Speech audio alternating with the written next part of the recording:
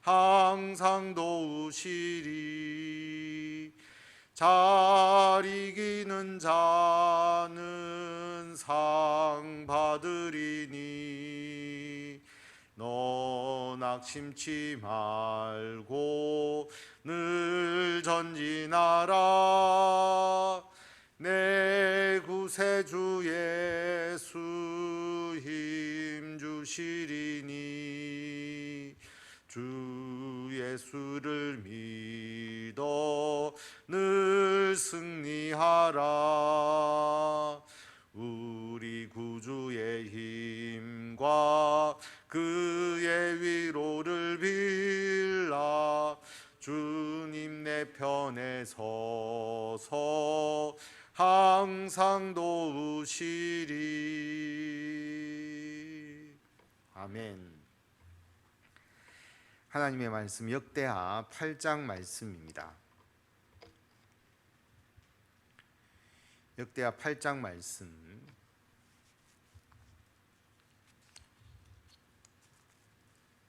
제가 말씀을 봉독하면서 말씀을 나누도록 하겠습니다. 솔로몬이 여호와의 전과 자기의 궁궐을 20년 동안에 건축하기를 마치고 후람이 솔로몬에게 되돌려 준 성읍들을 솔로몬이 건축하여 이스라엘 자손에게 거기에 거주하게 하니라. 솔로몬의 모든 역사가 마쳐졌다. 하나님의 성전 7년 동안 건축을 하고 궁궐을 13년 동안 건축을 합니다. 그래서 20년 동안의 대역사를 마무리했습니다. 그리고 솔로몬이 후람에게 자신을 도와준 것에 대한 감사의 마음으로 갈릴리 20성읍을 솔로몬이 후람에게 주었죠. 그런데 후람이 이 20성읍이 쓸모없는 땅이다 라고 생각을 하고 다시 솔로몬에게 되돌려 주었습니다. 그런데 솔로몬은 다시 돌려받은 그 성읍들을 거기에 성을 건축을 해서 이스라엘 백성들이 거주할 수 있는 땅으로 바꾸었다라고 하는 것입니다. 이러한 성읍을 건설하는 또 역사가 계속 있었음을 알 수가 있습니다. 솔로몬이 가서 하맛 소바를 쳐서 점령하고 또 광야에서 다드모를 건축하고 하맛에서 모든 국고성들을 건축하고 솔로몬이 이스라엘 안에만 머물러 있었던 것이 아니라 주변 나라를 점령해서 영토를 확장했음을 알 수가 있습니다. 그래서 하맛과 소바를 쳐서 점령을 하고 또 광야 지역에 있는 다드몰이라는 성읍을 차지해서 거기에 다시 건축을 행하고 또 하맛에 국고성들을 세웠다. 그래서 무역을 하기에 용이하도록 거기에 국고성을 건축해서 자신들이 가지고 있는 여러 가지 재물과 국가의 재산들을 거기에 보관하는 그런 역사를 이루었다라고 하는 것입니다. 또 윗 벳호론과 아래 벳호론을 건축하되 성벽과 문과 문빗장이 있게 하여 견고한 성읍으로 만들고 또 바알랏과 자기에게 있는 모든 국고성들과 모든 병거성들과 마병의 성들을 건축하고 솔로몬이 또 예루살렘과 레바논과 그가 다스리는 온 땅에 건축하고자 하던 것을 다 건축하니라. 그래서 솔로몬이 벳호론을 건축을 하고 아주 견고한 성읍으로 만들고 그리고 국고성들, 그 다음에 병거성들, 마병이 있는 성들 이것을 다 건축하고 그래서 솔로몬이 하나님의 성전, 자기의 궁궐 외에 많은 건축 사업을 했음을 알 수가 있습니다. 그래서 나라의 힘을 키운 것은 분명히 맞지만 백성들의 입장에서 본다면 그 큰 건축의 역사들을 계속 이루어 가니까 백성들이 힘이 든 것도 분명히 있었을 것이다 라고 하는 겁니다. 그래서 그의 아들 르호보암 때에 우리가 아버지 솔로몬 때에 좀 힘들었기 때문에 우리들의 이 부담을 줄여달라라고 르호보암에게 요청을 했는데 르호보암은 교만해서 오히려 더 강하게 백성들을 내가 다스리겠다 그렇게 이야기를 하면서 백성들이 반발하고 나라가 분단되는 일들이 있게 되는 것을 우리가 알 수가 있습니다. 어쨌든 나라의 힘은 강력해졌다라고 하는 겁니다. 이런 성을 건축하는 역사로 말미암아 이스라엘이 아닌 헷 족속과 아무리 족속과 브리스 족속과 히위 족속과 여부스 족속의 남아 있는 자 곧 이스라엘 자손이 다 멸하지 않았으므로 그 땅에 남아 있는 그들의 자손들을 솔로몬이 역군으로 삼아 오늘에 이르렀을 때, 솔로몬이 강력한 힘을 가지고 있었고 또 이 건축 사업을 할 수 있었던 것은 이스라엘 백성들뿐만 아니라 7절에 나와 있지만 이스라엘 백성이 아닌 가나안 족속들, 그들이 이스라엘 땅을 세울 때에 거기에 있었던 가나안 족속들을 그들이 일종의 노예와 같이 그들이 부리는 사람으로 썼다라고 하는 것입니다. 그래서 솔로몬이 이 건축을 행할 때에 이들을 핵심적인 역군으로 썼음을 알 수가 있습니다. 그래서 가나안 족속들, 이스라엘 자손이 다 멸하지 않았고 그 땅에 남아있는 그들의 자손을 솔로몬이 역군으로 삼아서 이 일들을 하게 했다라고 하는 것입니다. 오직 이스라엘 자손은 솔로몬이 노예로 삼아 일을 시키지 아니하였으니 그들은 군사와 지휘관의 우두머리들과 그의 병거와 마병의 지휘관들이 됨이라. 이스라엘 자손은 솔로몬이 노예로 삼아서 일을 시키지 않았다라고 말합니다. 노예로 삼지 않았다라고 하는 것이지 이스라엘 백성들은 아무 일을 하지 않았다, 그런 의미는 아니고요. 그들은 군사와 지휘관의 우두머리들과 그의 병거와 마병의 지휘관이 된다. 그래서 그들은 역군들을 감독하고 그렇게 일을 했음을 알 수가 있습니다. 우리가 한번 정리를 해보면 성경에서 솔로몬이 동원한 역군이 18만 3천 명이라고 그렇게 기록이 되어 있습니다. 18만 3천 명을 동원해서 하나님의 성전과 궁궐을 짓는데 투입을 했는데 15만 명이 가나안 사람, 역군으로 삼은 가나안 사람이고 3만 3천 명이 이스라엘 사람으로 되어 있습니다. 그리고 3만 명이 레바논에 벌목을 하러 가게 되죠. 10,000명씩 그렇게 3교대로 가나안 그 레바논 땅에 벌목을 하러 가게 됩니다. 백향목을 가져오기 위해서. 그래서 이 사람들은 노예로 삼지 않았다라고 하는 것은 대가를 받고 일했다라고 하는 거죠. 그래서 이스라엘 백성들은 노예처럼 일을 한 것은 아니고 하나님의 나라를 위하여 그들이 자원을 했을 것이고, 그리고 솔로몬이 필요할 때 분명히 대가를 지불하면서 일에 투입을 했을 것이다라고 하는 겁니다. 그래서 이스라엘 자손들이 부담이 없었던 것은 분명히 아니다. 그 건축 사업에 있어서 충분히 그들도 힘들었음을 나중에 알 수가 있습니다. 솔로몬 왕의 공장을 감독하는 자들이 250명이라 그들이 백성을 다스렸더라. 솔로몬 왕의 공장, 여기서는 기능공을 말합니다. 기술자를 말하죠. 기술자를 감독하는 자들도 250명이 있었고 그들이 백성을 다스렸다라고 말합니다. 11절에는 솔로몬이 바로의 딸을 데리고 다윗 성에서부터 그를 위하여 건축한 왕궁에 이르러 이르되 내 아내가 이스라엘 왕 다윗의 왕궁에 살지 못하리니 이는 여호와의 궤가 이른 곳은 다 거룩함이니라 하였더라. 솔로몬이 바로의 딸과 결혼을 하잖아요. 긍정적인 측면으로 본다면 이스라엘의 위상이 이 정도로 대단했다. 왜냐하면 애굽이 자기의 딸을 아무 나라에게 주지는 않겠죠.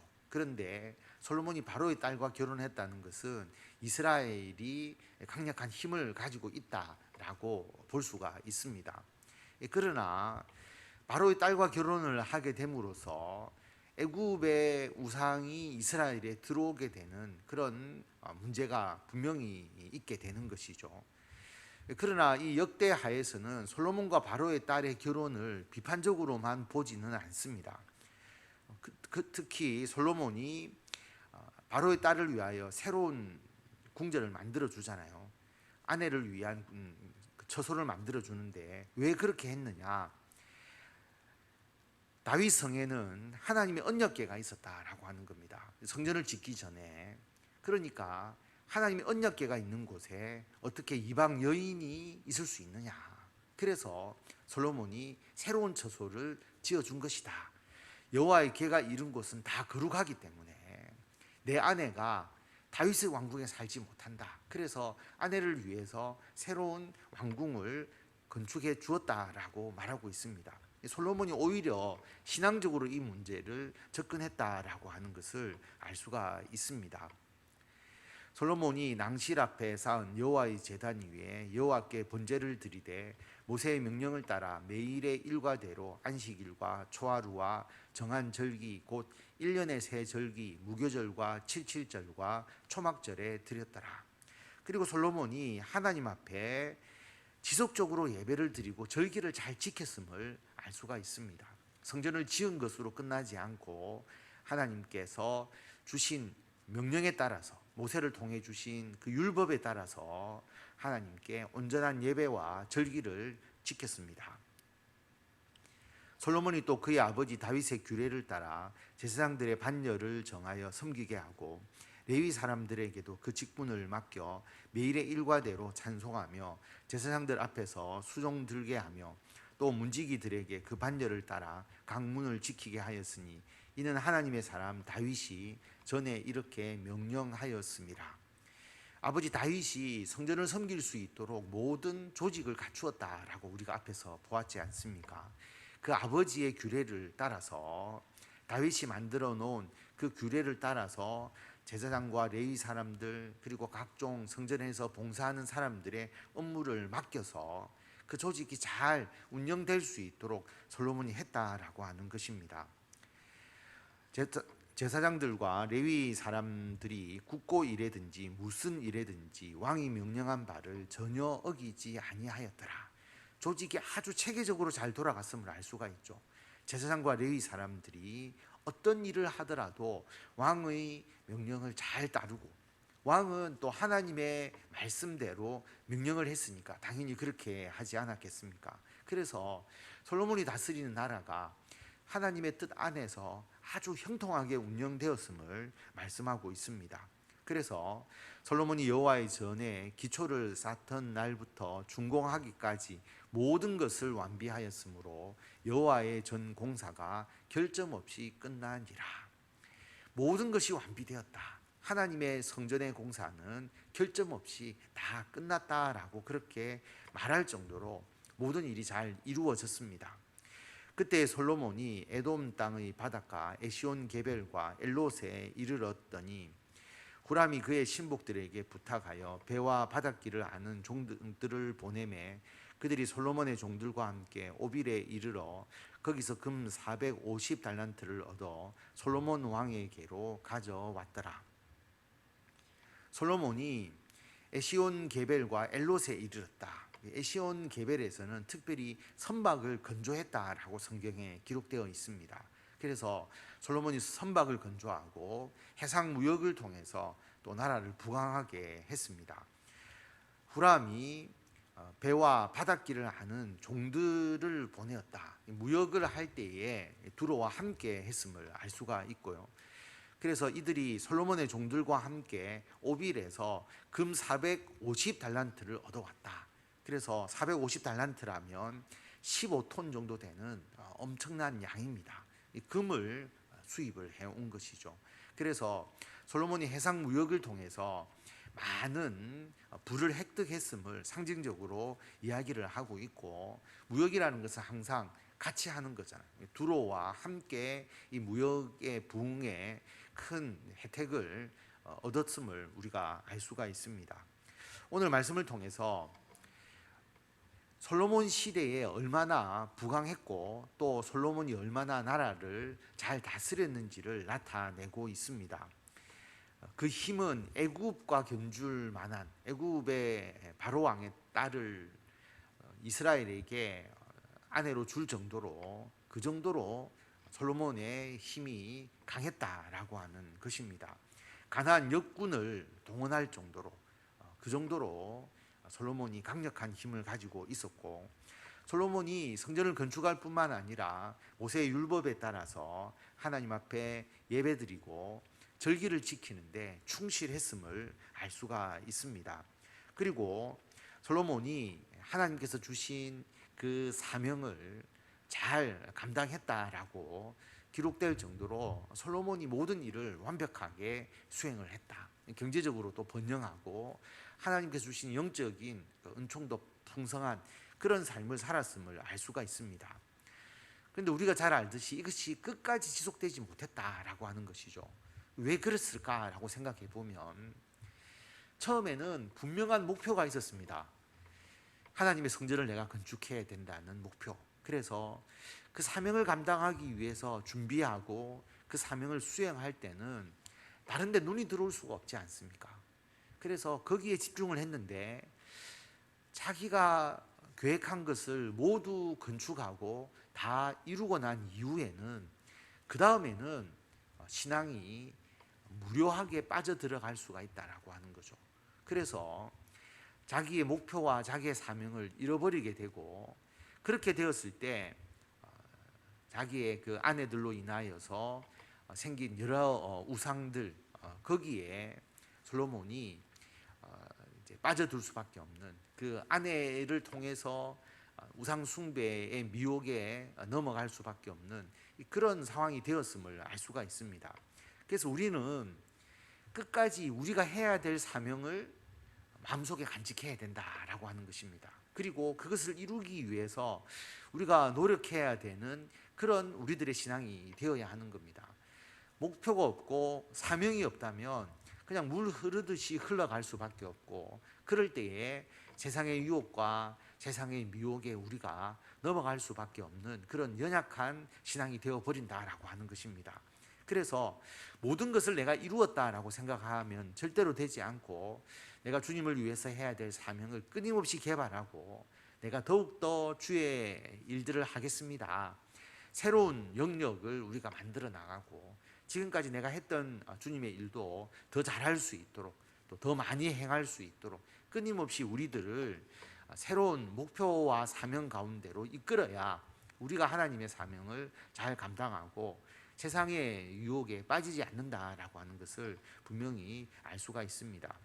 물론 솔로몬이 우상숭배에 빠져서 하나님을 모르고 죽은 게 아니고 다 회개하죠. 그래서 전도서를 보면 자기가 살아왔던 모든 삶이 헛되구나 그것을 이야기하면서 하나님을 경외하는 것이 모든 것에 가장 중요한 것이다. 창조주를 기억해야 된다. 이것을 자신의 후손들에게 가르치고 알려주는 것처럼 솔로몬은 하나님의 사람임이 분명합니다.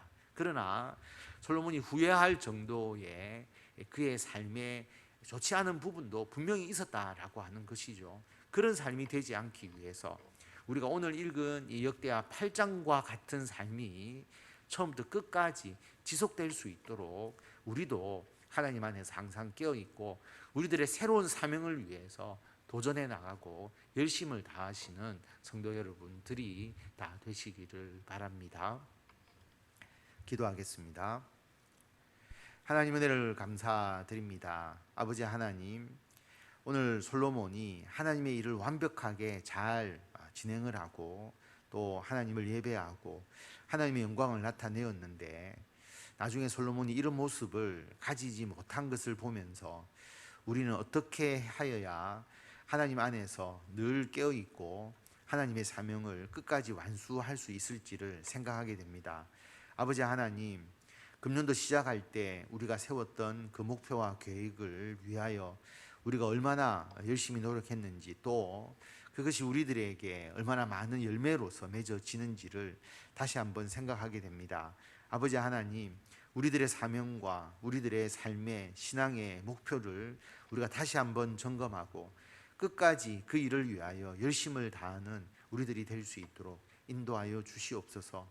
그래서 작년보다 올해 우리가 더 많은 주님의 일을 행하고 더 귀한 열매를 맺게 하시고, 앞으로 매년 우리가 더 새로운 목표와 새로운 우리들의 사명을 가지고 하나님을 위해서 열심을 다하여서 좋은 열매, 풍성한 열매를 맺을 수 있도록 주님께서 인도하여 주시옵소서.